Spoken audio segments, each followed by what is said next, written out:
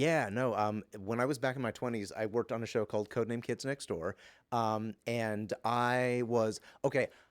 Don't judge, all right? I went through like my dark phase, angsty teenager phase in my late teens, early 20s. So I spent the entire time like waffling back and forth between, oh my gosh, these are the people who made my childhood and now they're my coworkers, to I want the world to burn. So it was like this really awkward time for me. But Codename Kids Next Door taught me how to be authoritative in a role because I'm more of a number two type of guy, like the nerd who like tells bad jokes, let alone like the guy who barks orders. And it felt so strange to me barking orders at other adults who I respected. But no, it was a really cool experience. We lovingly referred to that show as Blood Throat because every single line was full volume at the top of our lungs. But it was really fun, and it was just a great experience all around.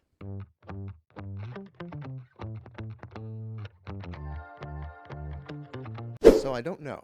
I don't know if it's a dead end project because I know that Tom Warburton really wants to make Galactic Kids Next Door.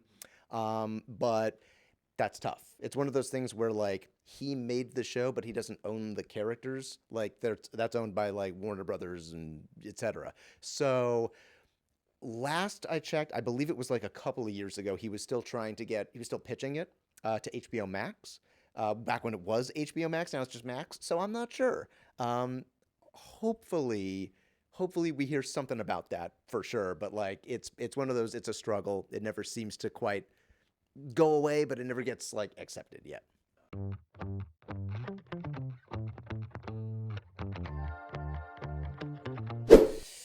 Let's see. If you are an aspiring voice actor, um, first of all, take that out of your mind. One of the things that I've seen aspiring voice actors do is refer to themselves as that.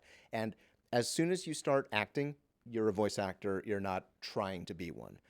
So get out of the beginner's mindset of like, oh, I hopefully one day I'll be there, and say, no, no, no, I'm already there now. Maybe you haven't booked something yet. Maybe you're still in the auditioning process, but guess what? Eventually, you're going to get there, and you already want to have that mindset of, no, no, no, I belong.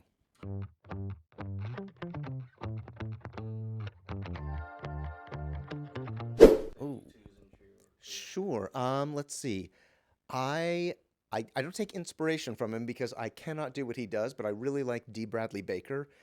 D is for anybody listening who doesn't know who that is, you've definitely heard of him. You might not know his name, but you've definitely heard him. He plays basically every single creature character in existence. There was this one time I was in an episode of a show called Uncle Grandpa, um, and they needed an ostrich. So they asked Dee to come in. He didn't have a lot of time. He just had to come in, play the character, and leave. And he comes in. And he goes, "Okay, so what do you want?" They're like, "He's an ostrich, so we want like a bird sound." And he goes, "Oh, okay."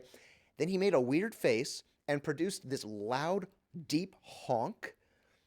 I don't know what orifice it came out of. I assume his mouth, but it could have been his armpits for all I know. And it sounded like an ostrich. And then they were like, okay, that was great. So now we need jealous honk. And he's like, "Mwah," and he makes this honk sound that kind of sounds jealous. And they're like, angry honk. He gives him an angry honk. Depressed honk.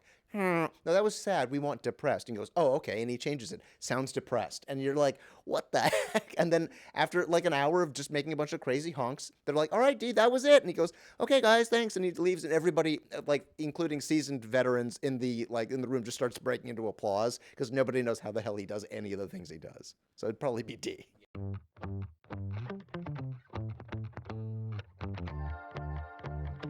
Ah, I'd like to be Batman. That would be cool. If not Batman, Nightwing. If not Nightwing, Robin. One of those three would be awesome.